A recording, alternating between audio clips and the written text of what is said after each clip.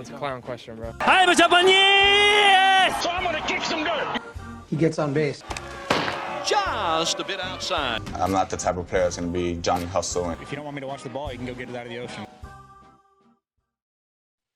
And welcome to Above Replacement Radio, where we're talking baseball kind of whenever. I'm your host, Chris Chianta. Over there to my actual right in person is Daniel Curran. How you doing, Daniel? Chris, it's been a rather slow week, but that just means opening day is getting a little bit closer, and that's very fun.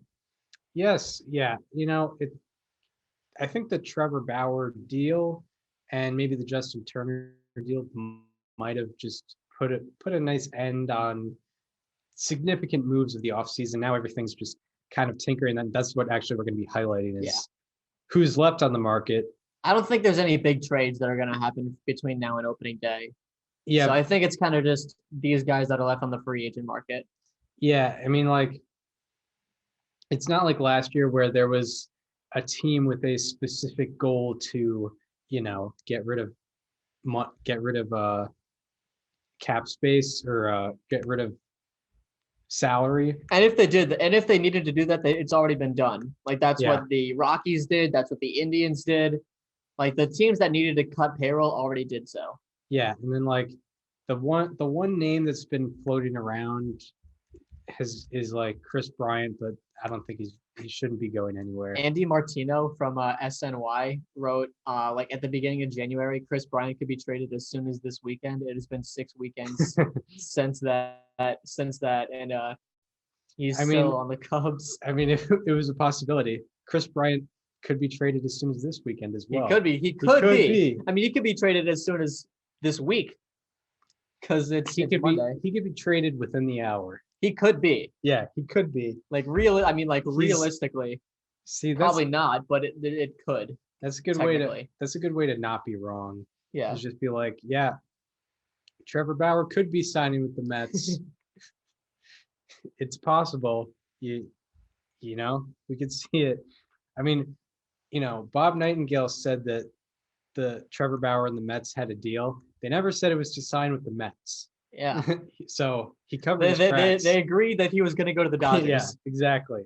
The deal was, no, we're not going to sign. I'm not going to sign with the Mets. There was never any numbers in that. The Mets and Trevor Bauer are in an agreement, and that he's not going to be in Queens. Yeah, exactly. That's what Bob Nightingale meant. Yeah, that's what he meant. Yeah. But all you guys hating on him, you got to cut him some slack. He was trying to say that they've agreed that he's going to the Dodgers. Yeah, exactly.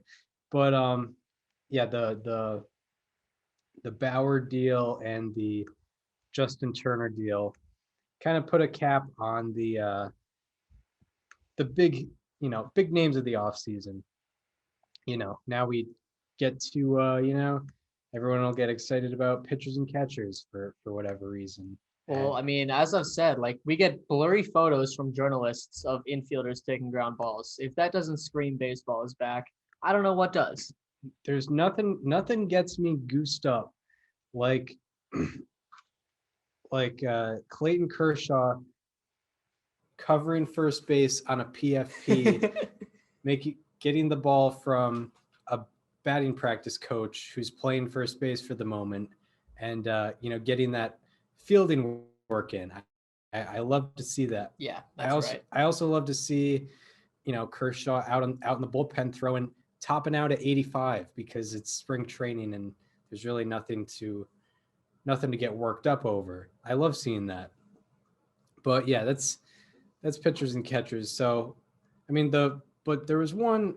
There were a couple somewhat significant deals, especially locally. Andrew Benintendi getting traded to the Royals, big thing with the Red Sox. It's one of those things where, with what the Cubs did, they let go of Schwarber. The Red Sox, they let go of Benintendi, who was a highly touted prospect from the time he came up. He didn't quite work out the way they thought he was going to. He had one pretty good year, 4.5 win season.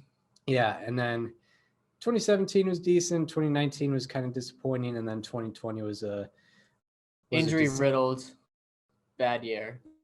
Yeah. just as a disaster. And they're moving on from each other. Andrew Benintendi being traded for a weird package. Yeah, so it was a 3-team deal. The Red Sox sent Andrew Benintendi to the Kansas City Royals. Kind of close, I guess, close to his hometown. He's from Ohio. It's in the central, still a few states away though. But nonetheless, they get Franchi Cordero, who I'm actually very interested in seeing what he can do in a full season of work because he hasn't had that yet. And they got Josh Winkowski from the Mets. And the Mets got what was this guy's name? What was the prospect that they got? I didn't pay too much attention, but there were a lot of it was a three team deal. A lot of players got thrown around. Franchi Cordero, you're intrigued by because he was able to hit the ball very hard last year. Khalil Lee, that's what it was. Oh yeah, Khalil Lee going to the Mets. Yep, from the Royals. Who you may remember from Trevor Bauer's Desert live at bats is one of those just random minor leaguers taking swings. But but yeah, and then there's a bunch of players being named later, like heading to the Red Sox. Yeah, there are. It's very weird from a Red Sox perspective when you look at how many guys from the 2018 team are gone. Yeah, I think like half the team is already gone. It's only been 3 years in a big market. Yeah, and like I think there might be more people from the 2016 Cubs left. It feels like. Yeah, and it's not all like relievers and end of the rotation starters. It's like two of your I guess right now 3 of your outfielders. All 3 of your outfielders are not there. Mm-hmm. And then you're just left with not that much. Yeah, it's very weird to think about. I think he's going to do well in Kansas City. I mean, I feel like he just needed a change in environment. I don't know if you saw this, but he said something like, it feels good to feel wanted. So I don't know what exactly the relationship was like between he and the front office, but that doesn't sound good if he wasn't feeling wanted. Yeah, it is. Yeah, it is weird for him to say that. I mean, like the fan base enjoyed him, but what was going on internally might have been not as good. But yeah, I mean, what was your initial feeling on it? I mean, obviously I'm a Red Sox fan and you are too. So, and I kind of expected it to happen. I wasn't expecting Kansas City, that's for sure. I was thinking Miami. I was thinking maybe even Pittsburgh. Kansas City comes in. And I think it's interesting because he only has 2 years left on his contract, and the Royals probably are not going to be competing within the next 2 years. So a lot of people people may ask, why get this guy?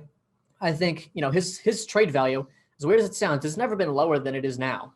Yeah. Like his stock is at the lowest possible point. So I think the Royals are going to try to build that back up and maybe shift him somewhere else. So much for feeling wanted. But you know what? Maybe he can resign. Maybe Dayton Moore is going to want to try to extend him at the end of his 2 years.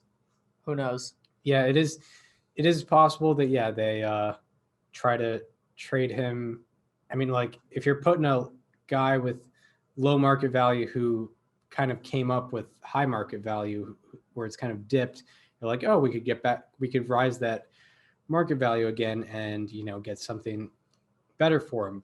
And, if they do attempt to re-sign him, from what we've seen, he's not a guy that's probably going to be that expensive unless he really raises his game. So I don't think it's out of complete question that the Royals would potentially re-sign him on like a 4-year, even like $60 million deal. Mm-hmm. By the way, Josh Winkowski, the pitcher that came over in the deal, he was also in the Steven Matz trade. So this is the second time he's been traded within a month. Oh yeah, he got traded from the Blue Jays to the Mets to now the Red Sox. So I wonder if I hope he didn't make any commitments to like any real estate or whatever, or Airbnbs or what have you. Well, he's a minor leaguer. Yeah. So you don't know where he's going to be. Yeah, exactly. So, and you don't even know if he's going to be playing, really. Really, that is true. Yeah, with Andrew Benintendi, it it's kind of it's weird. Like 2018, we thought we were seeing what Benintendi was going to be in the future. And then 2019, it kind of wasn't exactly that. And we're thinking, oh, it's probably a down year. 2020 will be a nice comeback year. And then just didn't turn out He to hits be. 103. Yeah, 103. And not many extra base hits to go with that either. No, I think there's only one. Yeah, He hit one double, I think. Yeah, and I wasn't, I wasn't that into the farm system when he was coming up. I didn't get into the farm system until very recently, so I didn't have that much of an attachment to him. But it is weird to see another member of the 2018 team go, and something that'll segue into our later discussion. Kind of means you have to get Jackie Bradley Jr. if you want to, look like at least have the facade that you're potentially competing here, because you don't want to have just Verdugo and Right. Renfroe out there. I mean, I get that, you want major league talent out there, but right now you have Cordero, Verdugo, and Renfroe out there, and then potentially Bradley. But how much is the facade of them competing even worth it? If realistically, even if they get Bradley, they're probably going to be fourth in the division at best, maybe third. Yeah, they're not going to be better than the Yankees. They're probably not going to be better than the Blue Jays, and I don't see them being better than the Tampa Bay Rays. Yeah, I mean, I think second, third, and fourth could be close somewhat. The Rays have made a downgrade a little bit, even though they got like Patino out of that Snell deal and they lost Morton. The Blue Jays were the opposite. They made upgrades. Red Sox are just kind of in the middle. So, I mean, they could, all it takes is, some bounces going your way in certain games, and maybe you win 4 or 5 more than you should have, and maybe you're like a 90-win team. But that's a absolute, that's like the ceiling, it feels like. Yeah, it feels like it. Yeah, it feels like that. I think they're like a 75 to the floor and ceiling is like 75 to 90. Yeah, I would agree with that. It probably won't get worse than last year, but it's still not looking like a playoff team right now. No. But yeah, I think that does it on the Andrew Benintendi discussion. And I mean, yeah, you got Verdugo, potentially Renfroe, Cordero, maybe Bradley Jr., and Jarren Duran might be making a minor league option. Yeah, he might. Yeah. I don't know when he's supposed to be coming up. I know that like not having a season last year might have delayed his development. So we'll see about that. But I remember like a couple years ago, his ETA was 2021. But we'll see. He's like a top 5 prospect in the Red Sox system, a center fielder too. And they have like a mid-tier-ish system. Yeah, it's all right. It was bad, and then it's like some teams got worse than them. I think everyone will be watching Bobby Dahlbeck this year, like to see if he can take a step forward or not. Other than that, I mean, I don't really see. It's hard to see a lot of people like on this Red Sox team having like career years in 2021. Yeah, it seems that the players like maybe Devers. Yeah, the players that will be good will probably already have been good, like the Bogarts and Devers, Sale, if he can come back. Verdugo, Erod. Yeah, and like I mean, it's still a very talented team, but like it's very top heavy. It feels like. Yeah, and it doesn't seem that the off-season additions that they've made thus far are going to make that much of a difference. They seem to be just like guys to tinker with. Yeah. But yeah, that's the Andrew Benintendi trade and the state of the Red Sox currently. A team that added a left-handed pitcher, the Seattle Mariners, went and made a free agent deal. They got a guy that they've already had for several years. James Paxton is heading back to Seattle. James Paxton used to be like a remember the name type guy. 2020 was the worst season he ever had, but he was also hurt. But don't let that distract you, because before that, the worst ERA he had ever had in a season was 3.90, and that was only in 67 innings pitched in 2015. This guy is a very good pitcher, a solid veteran experience type of guy that is now coming in for the Seattle Mariners, coming back in for the Mariners. You know, he already has personal ties to a lot of the, you know, the people in the, not necessarily the people in the clubhouse, because that culture has changed since the last time he was there, but the coaching staff, the front office, he knows those guys well, and they trust him to lead that rotation as it goes into the sort of the developmental stages of a rebuild, where you're going to start seeing guys coming up and making contributions to try and compete on a later year. I don't know if this is necessarily the year for them, but, you know, Kyle Lewis won Rookie of the Year last year. They're going to expect him to take a step forward.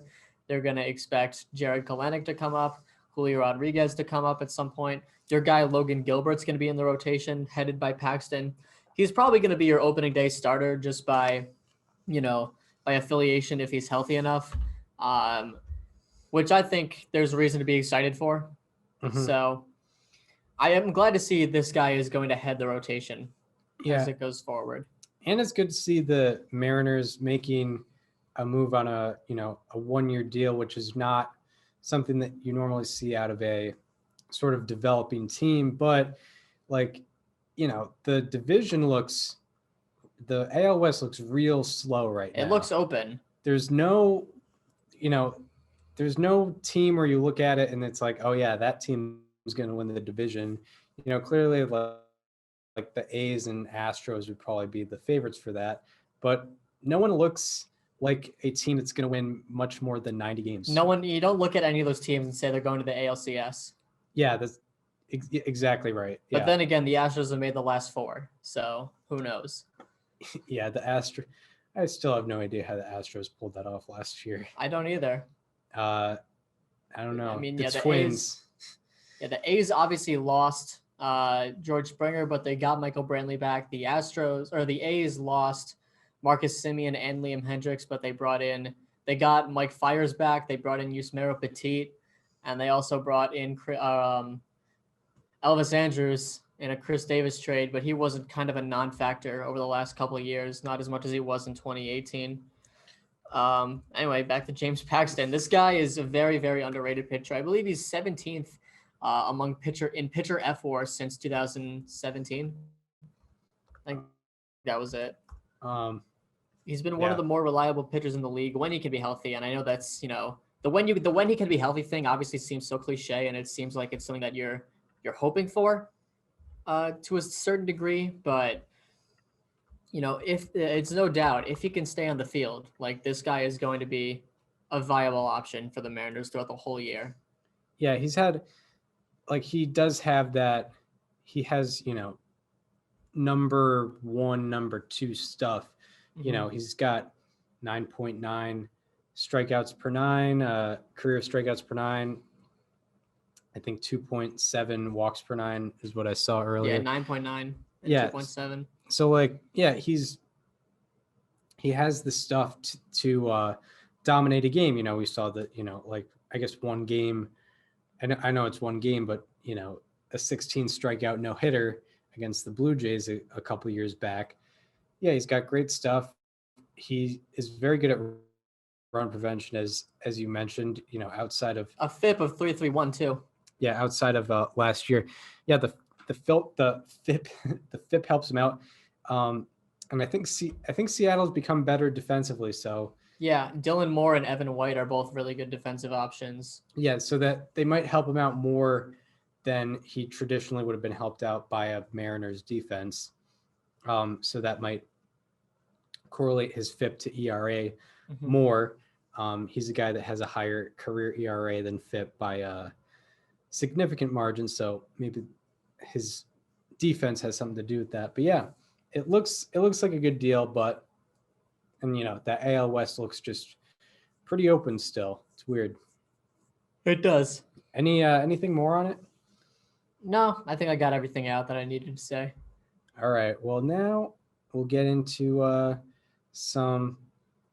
the remaining free agents, the remaining like significant free agents that may or may not make a difference on a team. We'll just kind of go through the major ones. I guess we should talk about a guy in his mid-30s who had like an exceptional year last year. Kind of surprised us.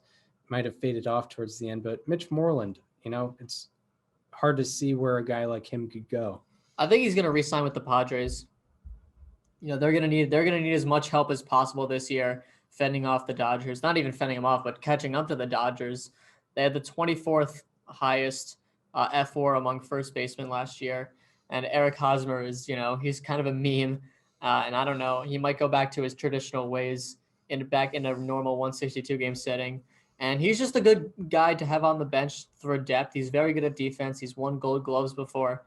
Mitch Moreland's a guy that you're going to want to have on your team if you're the Padres, and I think that's where he ends up going. He was already there. They know what he can bring to the table, so that's what I see happening. Yeah, Padres would make sense. Unfortunately, we don't really know if a DH is. We still don't really know if a DH is happening. I think it's not going to happen this year, but there's going to be like the last year because the CBA obviously expires after 2021. I think they're going to renew that and be like universal DH. Yeah, I mean, like it does. Like, there's no in the National League. I can't say for sure he'll go anywhere in particular, but the Padres would be a good spot because they're willing to spend. They're willing to spend on a guy that probably will have some significant time on the bench like Moreland, but especially if there are no DH, even if there's no DH, then you have the caveat of we need pinch hitters. Yeah. And Mitch Moreland would be a great pinch hitter in that situation. So yeah, that would be a good spot for him. I don't know, for some reason, I mean, like, I don't know how much he would cost, but I think it would be interesting to see him go to like Miami. I don't know why, but don't they have Aguilar? If he platooned with Aguilar, yeah, potentially, or he played like a pinch hitter role on the Marlins, I don't know. It would be kind of funny, but yeah, any National League team probably would fit that role of potential pinch hitter. American League, I don't know if anyone, maybe the Angels competitive has. Yeah, I mean, like. Maybe the Mariners. Yeah, did the Angels have a first baseman? Jared Walsh. Yeah. Who was very good at the end of last season. Well, But actually, they're probably not because he's a lefty, so there's no point in getting another lefty first baseman. Yeah, unless they wanted to put him at DH. But yeah, Moreland. Wait a minute. Jared Walsh, on his baseball reference page, it says he's a first baseman and pitcher. Because he pitched one game? In 2019, he pitched 5 innings. Wait, what? Gave up 1 earned run, had 6 walks and 5 strikeouts, a 2.74 ERA plus. And mind you, he did really well last season. He had a 971 OPS. He pitched in 5 games? No, he pitched in 1 game. Oh, no, he did pitch in 5 games. What the heck were the Angels doing? The Angels are hiding something from us. They got a second Ohtani on this team. Yeah. This guy's done actually more from both sides than Ohtani did. Wait a minute. Why has the National Baseball world not been aware of this? He hasn't pitched since 2019. It was only 5 games, nonetheless. But I mean, 5 strikeouts in 5 innings. Yeah, there's a lot of guys that can't do that in Major League Baseball. I mean, that's like the standard now. But yeah, there are a lot of guys that are below the standard. Yeah, that's pretty wild. He gave up. He went scoreless in his last 4 appearances. 0 ERA. Look at that. A 4.36 OPS against in a whopping 4 innings pitched. What's the BABIP against? 143. Not bad. 143 BABIP against. Well, that means that potentially that could go up. It could, but you know what? If that doesn't work out, he's got a 971 OPS in 108 plate appearances. There's always that. Yeah. Wow. The Angels have a secret Ohtani. They have a second one that they've been hiding from us. 5 innings. 5 innings out of any position player in like a career is pretty crazy. Even like for Stevie Wilkerson. Yes. But yeah, Moreland, he's kind of a guy that, yeah, you kind of probably will just have on the bench to pinch hit if Yeah. you're in the National League. Maybe you put him at DH sometimes if you're in the AL. And it might be the same situation with a guy like Brad Miller. Well, the MLB trade rumors reported that he's returning to the Phillies When was that? 3 days ago. 3 days ago. Yeah. It said on It's not official yet, but Yeah, because I was looking at MLB.com. And, I would assume he's going back to the Phillies. He was there in 2019. He's been very good actually over his last. I know this is a very small sample size, but between 2019 and 2020, he has 341 plate appearances, which is about half a season. 853 OPS for a 123 OPS plus. It's respectable for sure. Especially that's a brief 1-year deal type of guy. That's gonna do very well for them in Philly. And yeah. Yeah, I looked at I was just looking at MLB.com and they didn't have an official signing next to him. So yeah. It's not official yet, but the reports have been it's a 1-year, 3 to 3.5 mil with the Phillies. yeah, that should be a good deal. And that makes sense too. It's probably what Moreland is going to be getting. Similar type players at this stage of their careers. So yeah, I guess he will probably be returning to the Phillies, and I guess that's not a potential location for Mitch Moreland. But now to maybe the most significant, at least position player on the market right now, Jackie Bradley Jr., a longtime center fielder for the Red Sox, who is on the market, Gold Glove defender, average to potentially below average hitter, but definitely has a value. And, it seems that the teams interested have been like Red Sox, Astros, and Mets. Yeah. I see him going back to the Red Sox at this point. Like you mentioned, you have the facade that maybe they'll try to compete. I think that's kind of the bare minimum at this point. Bring back a guy that I think he would show interest in being back. And if the team wants him, I'm sure that they can be able to work that out.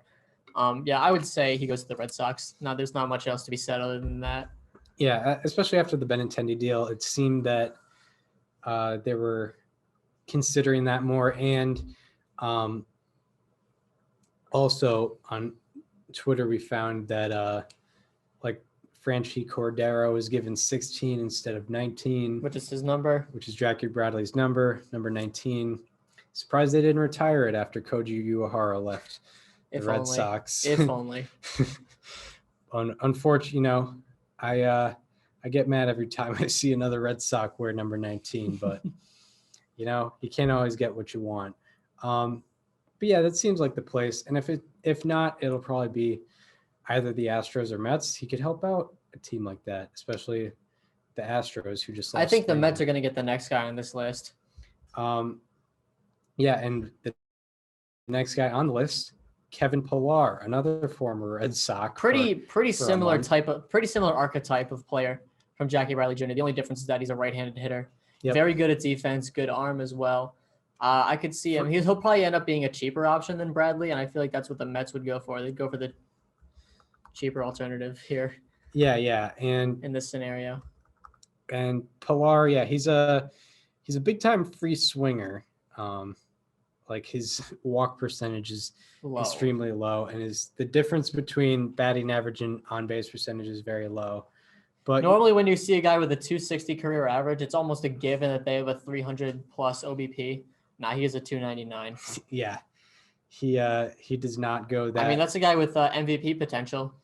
Yeah, I mean, we saw this guy have a spectacular 2019 where he finished 22nd in the MVP vote after, an 88 OPS plus. An 88 OPS plus, only 12% below average, and a nice looking like a 0.9 WAR season from Kevin Pillar.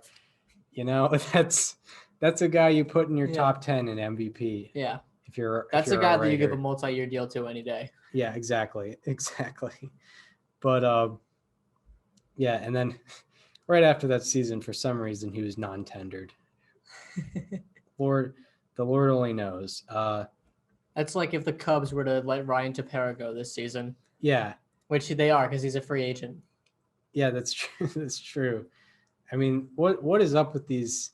What's up with these teams? You know, Bauer goes and Tepera goes. Yeah. Pilar's going. It's ridiculous. All these players with MVP votes just can't stay with their teams. But yeah, Kevin Pillar to the Mets. What's their outfield situation look like? I mean, got they have Smith. plenty of depth because they got Smith, they got Conforto, they got Nimmo, Yeah, Pilar would be Davis. Yeah, there's no need for the Mets to get a starting center fielder. Yeah, like he could be I mean, they might use him as and like you said, like that's a decent guy to have off the bench on a National League team. Yeah, that is. And if you need to make like a defensive substitution, like that's the best guy you can pretty much put out there. Yeah, pretty much. That's true. And I guess another somewhat similar type of player, maybe not as great with range, but he has a great arm. Probably better offense than the previous two mentioned. He didn't find a team last year. Yasiel Puig is also on the market. He's also like Trevor Bauer with Luba Sports. So maybe we could see an interesting deal. Well, I mean, there are some off the field issues regarding him. That's true. As of now, that probably is going to affect his market, especially with the changing culture around the game of baseball. Mm-hmm. So I don't know. I don't know if he's going to sign, to be honest. If you had to give me a team, you know what I'd do? I would throw out a team that you threw out earlier and say the Miami Marlins. Yeah, right. Like yeah. he's a native of Cuba, that's very close to his home. It's pretty much the closest team to his, home Nick country. It's a team that is looking to bring fans in any way possible. And Puig, obviously charismatic as he is, he can still be a viable option in that outfield. And he can bring some character to that clubhouse, with a culture that revolves around Latin American baseball, which he's kind of been a face of for the last decade. Mm-hmm. So I think the Marlins would be the best option for Puig. Yeah, trying to look at their outfield situation because it's pretty much a guarantee you're going to put Puig in right or maybe left. I mean they had Matt Joyce out in right last year. For the most part, it seems, or Lewis Brinson. So either way, you're making an upgrade if you grab Yasiel Puig. And I mean, Lewis Brinson made the big jump to a 226 average last year. Yeah, that's true. That is true. He got all the way up to a 72 OPS plus. I mean, if he just keeps up this pace, if he gains, he'll be at average in like 3 seasons. Yeah, and then if he just keeps going for 10 more seasons after that, he might win an MVP. He might be able to. And then if he has a Jamie Moyer type career, he's gonna have the greatest season of all time. Yeah, he's gonna have a 275 OPS plus. Yep.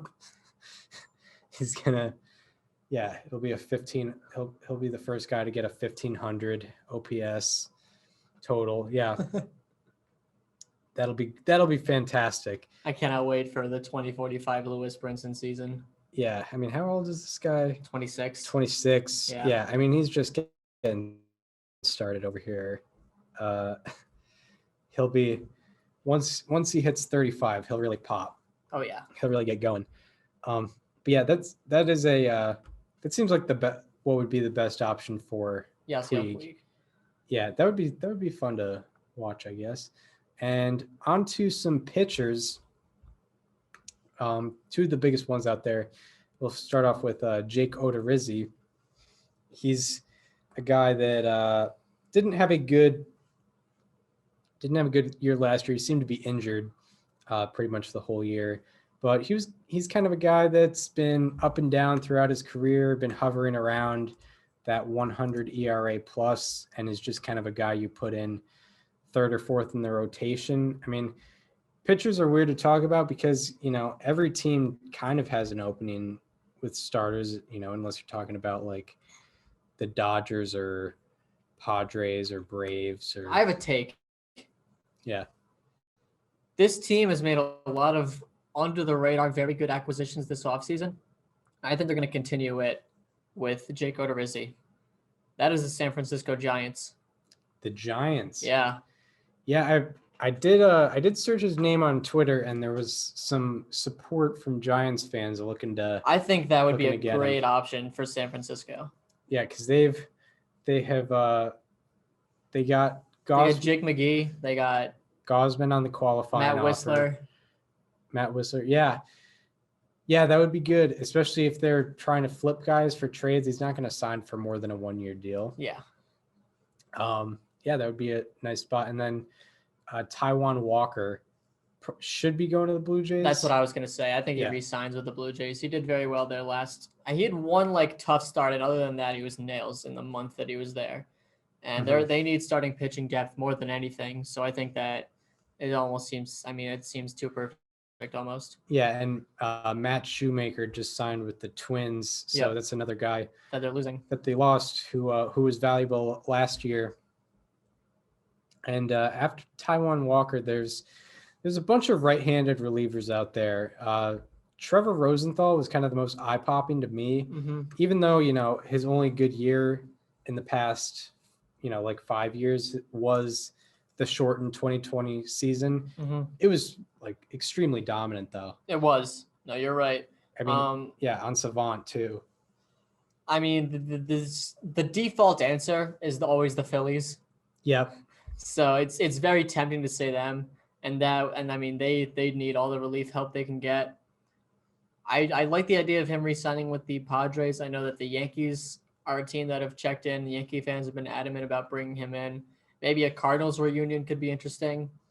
There's definitely a lot of options there. It's hard not to say the Phillies though, just because they need it.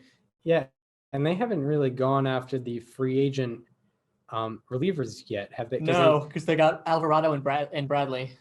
Yeah, via trade. Mm-hmm. And yeah, they haven't gone on the free agent market for a reliever yet.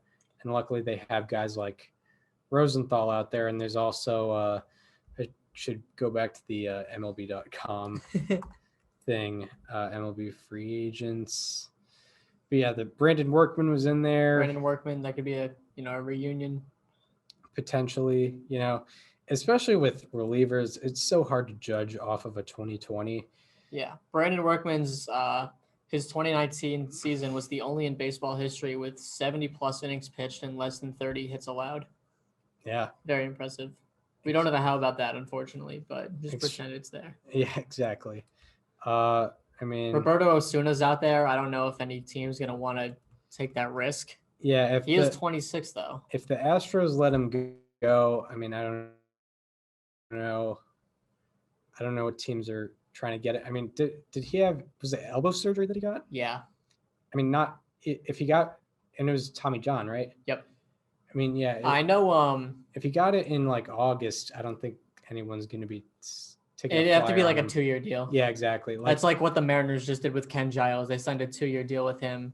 He's coming off of Tommy John surgery. He'll be pitching in the 2022 season. Yeah, and what the Dodgers did that with Tommy Kahnle. Yep, and the Padres did it with Clevenger. Right. Yeah. Yeah. Jeremy Jeffress is out there. Rosenthal is out there. I feel like it'd be weird to pick out all these guys individually. I think it's kind of just we just named some teams that could use right-handed relievers, and we just named I think enough that are out there. Yeah, I mean the Red Sox could always use pitching. I mean every team could always use pitching. Maybe the Braves are definitely a team because I'm pretty sure they lost Mark Melancon recently. He just signed somewhere. Yeah, they're losing Shane Green as well. It's a free agency. The Braves are definitely a team that needs some bullpen help. The Braves should bring Green back. They should. Hypothetically, yeah. Yeah. Surprised they haven't yet. Yeah, but Rosenthal, like he's just the one guy that's just out there that probably shouldn't still be out there. Exactly. I mean, the default, retraction of that is his only good season has been the 60-game season as a reliever. That's maybe not very trustworthy, but he definitely made some type of transformation. Like last year, like everything on Savant, his xWOBA, 99th percentile, expected ERA, which I love, 99th percentile, expected batting average, 99th percentile, expected slugging, 98th percentile, strikeout percentage, 99th percentile. whiff percentage 95th percentile, fastball velocity 99th percentile. I mean, he's amazing. He was amazing last year. You got to sign him to at least a 1-year deal. If you're the Phillies, you should probably do that. Yeah. But yeah, We got anything else? I don't think so. It's been let's cut it off there. Yeah, this was a brief one. This is a transitional phase. We go from the, kind of the crescendo of the offseason was Trevor Bauer signing last week. And then it's kind of, we fade into the falling action of it. And, next week we are going to be starting our division previews. Yeah. We're going to be doing one a week. And I think one of the division previews will fall on the last episode before the season starts. So I guess we could conjoin that with our season predictions. With Yeah. our predictions. But we didn't. If we knew it was going to be so slow, maybe we would have. If we planned, we could have planned to have the division previews start this week, but we really didn't recognize it until today. So we're going to start those next week. We'll probably do the NL Central. Yeah, that's what I was thinking. Yeah. It's always least competitive to most competitive, or least exciting to most exciting. Yeah. The NL Central is competitive, but I think that's the weakest division. Yeah, and I'm trying to think. AL Central next. Might go Central. It might go Central.